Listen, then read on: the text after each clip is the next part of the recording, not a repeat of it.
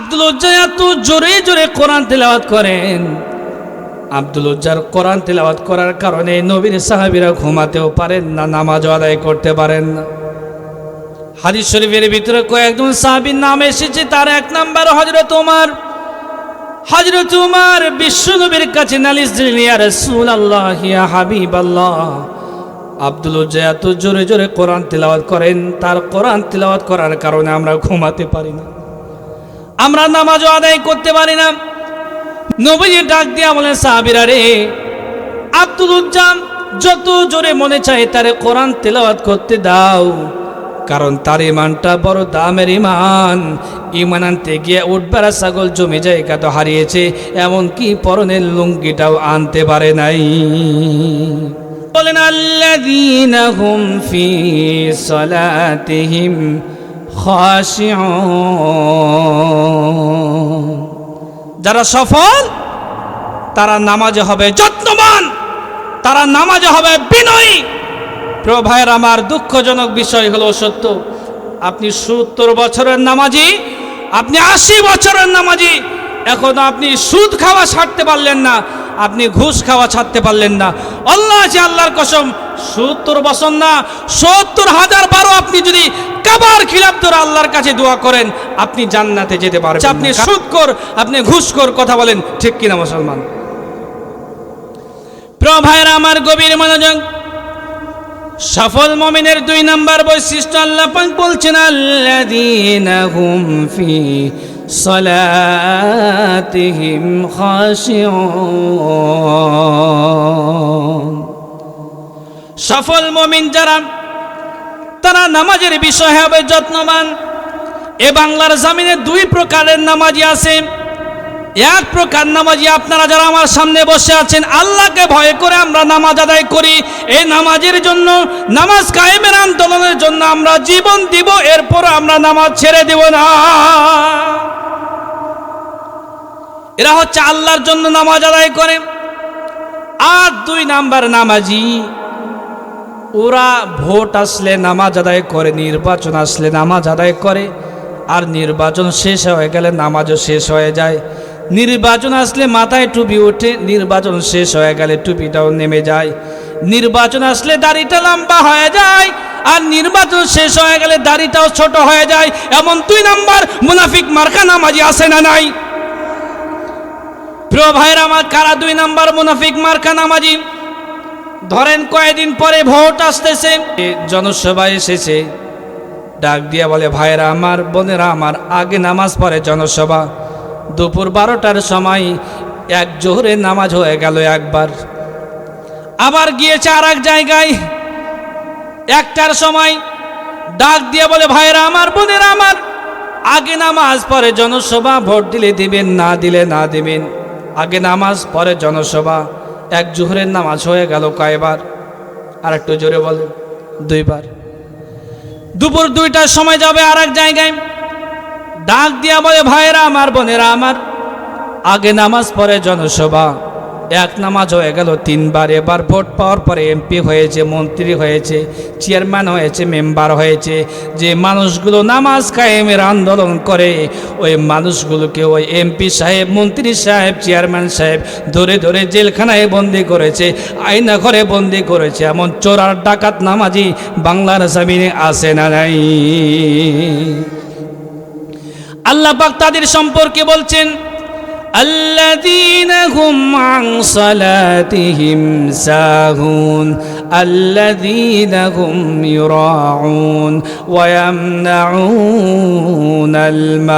الماعون।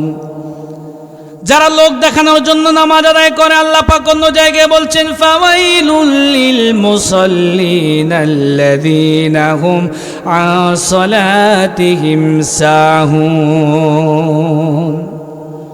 ওয়াইল নামক দোজখ ওই নামাজিদের জন্য যারা নামাজ আদায় করে অথচ নামাজে নাই, খুশু খুজু মানুষ দেখানোর জন্য নামাজ আদায় করে। এমন 2 নাম্বার মুনাফিক মার্কা আব্দুল্লাহ বিন উবাই মার্কা নামাজি এদেশে আছে না নাই? আব্দুল্লাহ ইবনে উবাই মার্কা মানুষের কারণে, নেতাদের কারণে এ বাংলার জমিন উন্নয়ন হয় নাই। যে থাইল্যান্ড, অন্যান্য পার্শ্ববর্তী রাষ্ট্রগুলো এ বাংলাদেশ স্বাধীন হওয়ার 14 বছর পূর্বে তারা স্বাধীনতা অর্জন করেছে, অথচ বাংলার জমিনকে 100 বার করে কিনবে আর বিক্রি করবে। আর এই বাংলার জমিন 2025 সালে আমরা যেখানে ছিলাম সেখানে আমরা রয়ে গেলাম। কথা বলেন ঠিক কিনা? এই চোর নেতার নেতৃত্বের কারণে দেশটা পঙ্গু হয়ে গেছে, নয়তোবা সিঙ্গাপুরের চাইতে বাংলার জমিনটা উন্নয়ন হয়ে যেত। কথা বলেন ঠিক কিনা মুসলমান? প্রিয় ভাইরা আমার, যারা চুরি করেছে ওরাই কোরআনের পাখি আল্লামা সাঈদীকে জেলখানায় বন্দি করেছে, ঠিক কিনা? আর একটু জোরে বলতে হয়, ঠিক কিনা? আল্লামা সাঈদীকে ধর্ষণকারী, আল্লামা সাঈদীকে দেশের টাকা পাচারকারী, আল্লামা সাঈদীকে দেশ বিরোধী, এরপর আল্লামা সাঈদীকে শুধুমাত্র কোরআনের জন্য, ইসলামের জন্য 13 বছর ওই বাতিলেরা বন্দি করে রেখেছে। কারণ ওই বাতিলেরা জানে আল্লামা সাঈদী শুধু একটি নাম নয়, একটি ফুল, যে ফুলের সুঘ্রাণ আন্তর্জাতিক পরিমণ্ডলে সারা পৃথিবীব্যাপী ছড়িয়ে পড়েছে। আল্লামা সাঈদীকে যদি জেলখানায় বন্দি করে না রাখা যায় তাহলে বাংলার অবৈধ মসজিদে আমরা চিরকাল থাকতে পারবো না। ওরা চেয়েছিল 41 সাল, হাল্লা ডাক দিয়ে বলে 41 সাল নয় রে, 41 সাল নয়। ওয়ামাকার আল্লাহ, তোমরা চেয়েছো 41 সাল, আমি আল্লাহ মাঝের 17 বছর মাইনাস করে আমি আল্লাহ 2024 সালে তোমাকে আমি আল্লাহ মামু বাড়ি দিল্লি পাঠাই দিব। প্রিয় ভাইরা আমার, সফল মুমিনের 2 নম্বর কর্মসূচি আল্লাহ রাব্বুল আমিন বলেন, আল্লাযীনা হুম ফি সালাতিহিম খাশিউন। এই নামাজ কায়েমের জন্য নবীর সাহাবীরা কষ্ট করলাম, এই নামাজ কায়েমের জন্য নবীর সাহাবীরা আন্দোলন করলো, অথচ এই নামাজ অধিকাংশ মুসলমান এখনো পর্যন্ত পড়ে না। 20 বছর 50 বছর নামাজ আদায় করে, অথচ নামাজের আরকাম নামাজে কেমনে সূরা ফাতিহা পড়তে হয় এটা এখনো পর্যন্ত আমরা শিখতে পারি নাই। কি এমন নামাজি এ দেশে আছে না নাই? আছে। আরে 50 বছরের নামাজি 50 বছর নামাজ আদায় করে, অথচ সূরা ফাতিহা এখনো সহি শুদ্ধ শিখতে পারে নাই, এমন নামাজি আছে না নাই? আপনার 50 বছর নামাজ আদায় করে কি হবে? 50 বছর না, 50 কোটি বছরও যদি আপনি নামাজ আদায় করেন, সূরা ফাতিহা যদি সহি শুদ্ধ তেলাওয়াত না করেন, আল্লাহি আল্লাহর কসম এই নামাজ আপনাকে জান্নাত পর্যন্ত নিয়ে যাবে না। প্রিয় ভাইরা আমার, আল্লাহ নবী রাহমাতাল লিল আলামিন, নবী ও নবীর সাহাবীরা বলতেছিলাম সফলতার 1 নাম্বার মানদণ্ড ঈমান। নবীর সাহাবীরা কেমনে ঈমান এনেছেন? নামাজের জন্য কষ্ট করেছেন, নামাজ কায়েমের আন্দোলনের জন্য জীবন দিয়েছেন, কারাবরণ করেছেন, ফাঁসির মঞ্চে ঝুলেছেন। কেমনে ফাঁসির মঞ্চে ঝুলেছেন? আল্লাহ নবী রাহমাতাল লিল আলামিন হিজরত করে মদিনায় চলে গেলেন। মদিনায় যাওয়ার পরে বদর হলো, উহুদ হলো, খন্দক হলো, হুনাইন হলো, মক্কা বিজয় হলো। তখনও পর্যন্ত নবীর একজন সাহাবী কালিমা পড়ে মুসলমান হয় নাই। ছোট্ট বয়সে মা মারা গেছে, বাবা অন্য জায়গায় বিবাহ বন্ধনে আবদ্ধ হয়েছে। কিছুদিন পরে বাবাও মৃত্যুবরণ করেছেন। সৎ মা সংসার পরিচালনা করতে পারেন না। সৎ মা দিয়ে এসেছে চাচার বাড়িতে। চাচা তারে ঘর বাড়ি জমি জায়গা, উট ভেড়া জমি জায়গা, ব্যাংক ব্যালেন্স যা আছে যা লাগে সব কিছু দিয়ে প্রতিষ্ঠিত করে দিয়েছে, মানুষের মতো মানুষ করে দিয়েছে। কিন্তু মনে শান্তি নাই। নবীর হাতে হাত রেখে কালিমা পড়ে মুসলমান হবে, চাচার ভয়েতে ঈমান আনতে পারে না, মুসলমান হতে পারে না। চাচা ভাতিজা একসঙ্গে খেতে বসেছে, ডাক দিয়া বলে, চাচা দীর্ঘদিন থেকে একটি কথা বলবো মনে করতেছি, কিন্তু আপনার ভয়েতে বলতে পারি না। চাচা ডাক দিয়া বলে, ভাতিজা তুমি আমার কি বলতে চাও? ভাতিজা ডাক দিয়া বলে, চাচাজি আব্দুল্লাহর পুত্র মোহাম্মদ সত্য নবী, এই ব্যাপারে আপনার মতামত কি? তার উপরে যে কোরআন অবতীর্ণ হয়েছে এই কোরআন সত্য কোরআন, এই ব্যাপারে আপনার মতামত কি? চাচা ডাক দিয়া বলে, আল্লাহি তাল্লাহি বিল্লাহি, ভাতিজারে আল্লাহর নামের কসম করে বলতেছি বিরোধিতা করে, এজন্য নেতৃত্ব চলে যাবে, এজন্য বিরোধিতা করে। কিন্তু আব্দুল্লাহর পুত্র মুহাম্মাদের চাইতে বড় সত্যবাদী আল্লাহর আকাশের নিচে জমিনের উপরে কেউ হতে পারে না। ভাতিজা ডাক দিয়ে বলে, চাচা তাহলে ঈমান আনবেন কিনা? বলে না, আমি ঈমান আনতে পারি না, মুসলমান হতে পারি না, no never, not allow, no guaranteed, আমি ঈমান আনতে পারি না, মুসলমান হতে পারি না। ভাতিজা ডাক দিয়া বলে, চাচা আমি মনে করেছিলাম আপনি আগে ঈমান আনবেন, তাহলে ঈমান আনা আমার জন্য সহজ হয়ে যাবে। চাচা ডাক দিয়া বলে, ভাতিজা তুমি ঈমান এনেছো, মুসলমান হয়েছো? তার ভাতিজা ডাক দিয়া বলে, চাচা এতদিন আমি চিন্তা করেছি আপনি আগে ঈমান আনবেন, তাহলে ঈমান আনা আমার জন্য সহজ হয়ে যাবে। আপনি ঈমান আনেন নাই, ঈমান আনবেন না বলে আপনি আপনার অবস্থান পরিষ্কার করে দিয়েছেন। আপনাকে সাক্ষ্য রেখে আমি কালিমা পড়ে মুসলমান হয়ে গেলাম। সবাই আমার সঙ্গে বলুন, আশহাদু আল্লা ইলাহা ইল্লাল্লাহু ওয়াহদাহু লা শারীকা লাহু ওয়া আশহাদু আন্না মুহাম্মাদান আবদুহু ওয়া রাসূলুহু। চাচা ডাক দিয়ে বলে, ভাতিজা ঈমান আনার পরিণাম কি তুমি জানো? বলে না, আমি জানি না।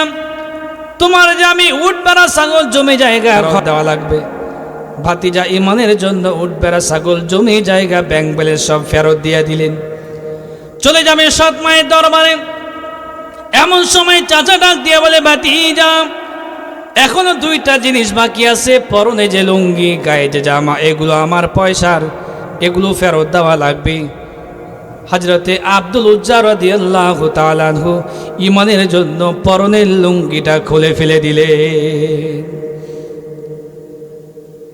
দুই হাত দিয়ে লজ্জায় স্থান চেপে ধরেন চলে গেলেন সৎ মায়ের দরবারে। বাড়িতে যাওয়ার পরে দরজায় করাঘাত করলেন মাজি। মা দরজা খুলে দিল। 20 বছরের ভরা যৌবন একজন যুবক সন্তানকে দেখে মা দুই হাত দিয়ে চক্ষু চেপে ধরেছে। ডাক দিয়া বলে, বাবারে তোমার এই করুণ পরিণাম কেন? আব্দুল উজ্জা সমস্ত ঘটনা খুলে বর্ণনা করলেন। ডাক দিয়া বলে, মাজি ঈমান আনার জন্য ঘর বাড়ি জমি জায়গা ব্যাংক ব্যালেন্স, অট্টালিকা ঘর বাড়ি জমি জায়গা ব্যাংক ব্যালেন্স, উট পাড়া ছাগল তো হারিয়েছে, এমনকি ঈমানের জন্য পরনের লুঙ্গিটাও আনতে পারি নাই। মা ডাক দিয়ে বলে, বাবারে তুমি আমার কাছে কি চাও? ডাক দিয়ে বলে, মাজি আমি তোমার কাছে কিছু চাই না, শুধু কেবলমাত্র শুধুমাত্র 17 টাকার মতো একটুখানি বস্ত্র দাও। আমি রাসূল আরবীর দরবারে চলে যেতে চাই। মায়ের বাড়িতে দেওয়ার মতো কিছু নাই, গরিব মানুষ। মায়ের বাড়িতে একটা কম্বল আব্দুল উজ্জা 2 টুকরো করলেন, একখানা গায়ে পড়লেন, আর একখানা দিয়ে লজ্জায় স্থান ঢেকে 1 পা 2 পা করে মরু প্রান্ত পেরিয়ে প্রায় 380 কিলোমিটার পেরিয়ে চলে গেলেন মদিনায়। মদিনায় যাওয়ার পরে মসজিদে নববীর বারান্দায় বসে আছেন। আল্লাহর নবী লক্ষ্য করে দেখলেন একজন যুবক চুলগুলো উস্কো খুস্কো, জামাগুলো সফরের ছাপ অনুভব করতেছেন। নবীজি ডাক দিয়া বলেন, তোমার নাম কি? তুমি কোত্থেকে এসেছো? তোমার এই করুণ পরিণাম কেন? আব্দুল উজ্জা সমস্ত ঘটনা খুলে বর্ণনা করলেন।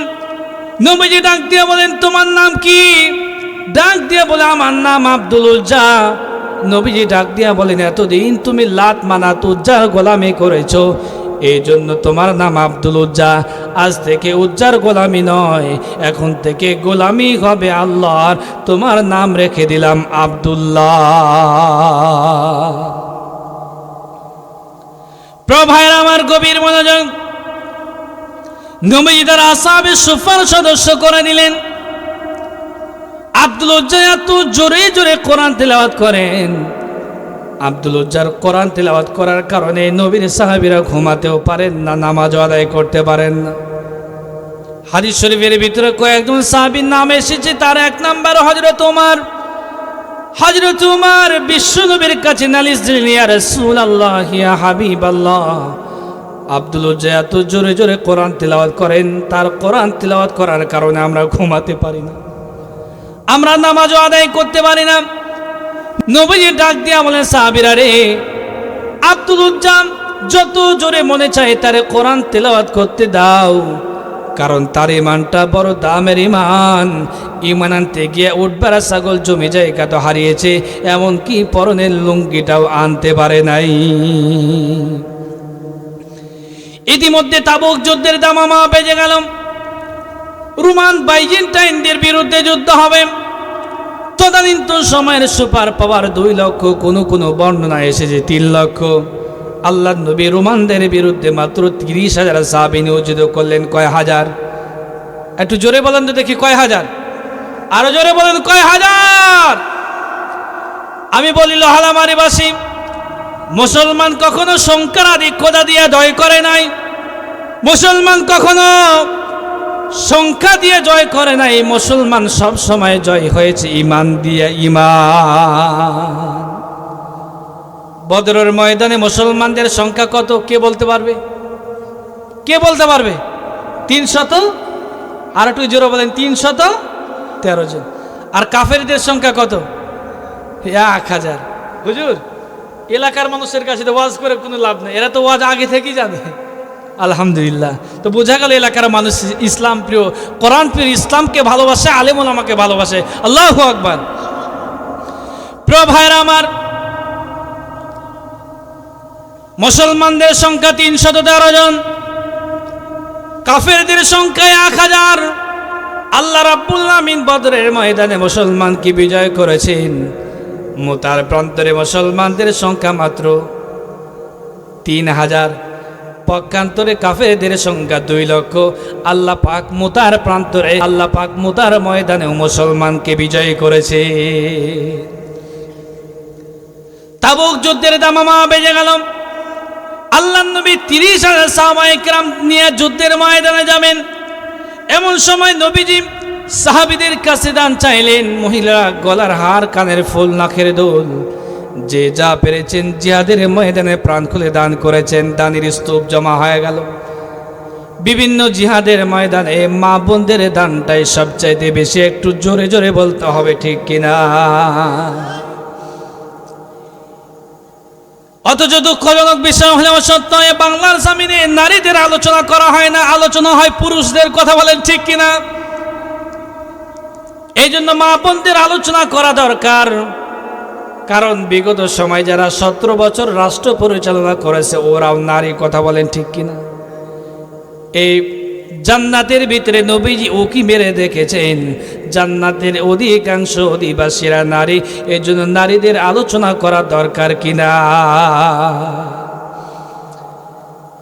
প্রিয় ভাইরা আমার, নবীজি দান চাইলেন, সাহাবীরা প্রাণ খুলে দান করলেন। দানের স্তূপ জমা হয়ে গেল। মহিলারা নাকের ফুল, কানের দুল, গলার হার, যে যা পেরেছেন জিহাদের ময়দানে প্রাণ খুলে দান করেছেন। নবীজি প্রশ্ন করলেন, তোমরা কি কি দান করেছো জিহাদের ময়দানে? নবীজি দান দিয়ে বলে, সাহাবীরা রে, তোমরা যে যা দান করেছো সবার দানের তুলনায় আল্লাহ পাক আবু বকরের দান বেশি পছন্দ মনে করেছে। সাহাবীরা মনে মনে প্রশ্ন করলেন, কেমনে সম্ভব? আবু বকর মদিনার গরিব মানুষ কি দিয়েছে না দিয়েছে 1 নম্বরে চলে গেল। নবীজি প্রশ্ন করলেন, ওমর রে, তুমি জিহাদের ময়দানে কি দান করেছো আর পরিবারের জন্য কি রেখে এসেছো? হযরত ওলি ইয়া রাসূলুল্লাহ, ইয়া হাবিবাল্লাহ, আমার জীবনের যাবতীয় সম্পদ বলতে যা বোঝায়, জীবনের অর্ধেক সম্পদ আমি আমার রাসূলের কদমে দান করে দিয়েছি। হযরত উসমানকে প্রশ্ন করা হলো, উসমান, ও উসমান রে, তুমি এই জিহাদের ময়দানে কি দান করেছো আর পরিবারের জন্য কি রেখে এসেছো? হযরত উসমান রাদিয়াল্লাহু তাআলা আনহু এই জিহাদের ময়দানে তাবুকের প্রান্তরে হযরত উসমান রাদিয়াল্লাহু তাআলা আনহু 30,000 সাহাবীর জন্য হযরত উসমান 30,000 ঘোড়া দান করেছে। ঘোড়া। এই জিহাদের ময়দানে হযরত আব্দুর রহমান ইবনে আউফ রাদিয়াল্লাহু তাআলা আনহু 40,000 স্বর্ণ মুদ্রা দান করেছে। আল্লাহু আকবার। হযরত আবু বকরকে প্রশ্ন করা হলো, আবু বকর, ও আবু বকর রে, তুমি জিহাদের ময়দানে কি দান করেছো আর পরিবারের জন্য কি রেখে এসেছো? হযরতে আবু বকর বৃদ্ধ সাহাবী, দুই চোখ ভরা পানি, ডাক দিয়ে বলি, ইয়া রাসূলুল্লাহ, ইয়া হাবিবাল্লাহ, আমার জীবনের যাবতীয় সম্পদ বলতে যা বোঝায়, জীবনের সবটুকু সম্পদ আমি আমার রাসূলের কদমে দান করে দিয়েছি। আমার বাড়িতে আল্লাহ রাসূল ছাড়া কোনো সম্পদ বাকি নাই। ভাইয়ের আমার, নবী সাহাবীরা জিহাদের ময়দানে চলে যাবেন। এমন সময় আব্দুল উজ্জা রাদিয়াল্লাহু তাআলা আনহু দাঁড়ায় গেলেন, ডাক দিয়ে বলি, ইয়া রাসূলুল্লাহ, ইয়া হাবিবাল্লাহ, সাহাবীরা প্রাণ খুলে দান করলো। এত বড় হতভাগা কপাল, আমি জিহাদের ময়দানে কিছুই দিতে পারলাম না। ডাক দিয়ে বলি, ইয়া রাসূলুল্লাহ, ইয়া হাবিবাল্লাহ, আমি তো কিছু দিতে পারলাম না, আপনি শুধু আমার জন্য দোয়া করে দিবেন, আল্লাহ রাব্বুল আলামিন এই জিহাদের ময়দানে আমাকে যেন শহীদ হিসাবে কবুল করে নেন। আল্লাহর নবী ডাক দিয়ে বলেন, আব্দুল উজ্জারে, একটা গাছের বাকল নিয়ে আসো। গাছের একটা বাকল নিয়ে আসা হলো। আল্লাহর নবী বিসমিল্লাহ বলে আব্দুল উজ্জার বাম বাহুতে বেঁধে দিলেন। আর ডাক দিয়ে বলে, আল্লাহ, আব্দুল উজ্জার রক্ত আমি নবী কাফেরদের জন্য হারাম করে দিলাম। আব্দুল উজ্জা কেঁদে কেঁদে জার হয়ে যাচ্ছে। ডাক দিয়ে বলি, ইয়া রাসূলুল্লাহ, আমি চাইলাম শহীদ হব, আপনি আমার রক্ত কাফেরদের জন্য হারাম করে দিলেন। নবীজি ডাক দিয়া বলে, আব্দুল উজ্জা রে, এখন তুমি যদি বাড়িতে জ্বরের ভিতরে মৃত্যুবরণ করো, আল্লাহ তোমার শাহাদাতের মাউত দান করে দিবে। কিছুদিন পরে আব্দুল উজ্জা জ্বরের ভিতরে মৃত্যুবরণ করলেন। নবীজি ডাক দিয়ে বলে, সাহাবীরা রে, আব্দুল উজ্জার জন্য গোর খনন করো। ও লোহালামারিবাসী, দিলের কান দিয়ে আলোচনা শুনরে যুবক, এখানে কতজন যুবক উপস্থিত হয়েছে, কারো মা নাই, কারো বাবা নাই।